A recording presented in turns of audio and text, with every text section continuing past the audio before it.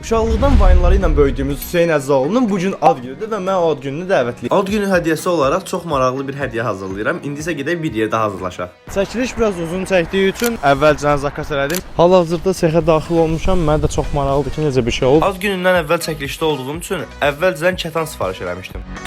Bu hədiyyənin mənəvi bir hədiyyə olmağını istəyirdim. Ona görə hər şeyi sıfırdan özüm hazırladım. Burada mənə biraz dostum kömək edir. Taxtaları doğradıq və daha sonra bunları bir çərçivə halına saldıq. Aclıq bəş vurmuşdu. Burada da dedi ki, bir qəşəng dönər yeyək. Burada da artıq gördüyünüz kimi kətanı hazırladığımız çərçivənin üzərinə yapışdırırıq. Üzərində Hüseyn Əzzaoğlu'nun gözəl bir şəkildə olan tavla artıq hazırdır. İndi isə bu hədiyyəni bəzəməyə qaldı. Mən isə 28-ə bəzək əşyalarını almağa getdim. Başladım hədiyyəni paketləməyə və hədiyyənin son halı belə oldu. Burada da işçilər papaq muzikalı bəzəyirdi. Bu da Hüseyn Əzzaoğlu'nun tortu. Daha sonra İlqar və Nihatla başladıq yeyib içməyə, rəqs eləməyə, oynamağa, günün dadını çıxarmağa. Əvvəla hamınızı salamlayıram, xoş gəlmisiniz. Mənim dostum, tanışım, yoldaşım çoxdur, amma burada 40 nəfər var. Bilir ki, hamına yaxın sizsiniz.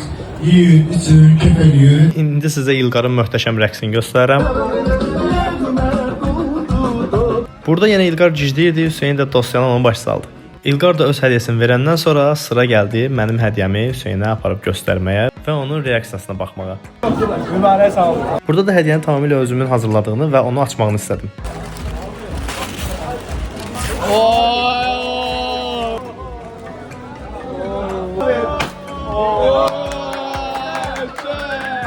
Orada isə hədiyyəni çox bəyəndiyini və evinin divarına asacağını dedi. Səni bir daha təbrik edirəm və vloqun sonuna gəlirik. Sağ ol.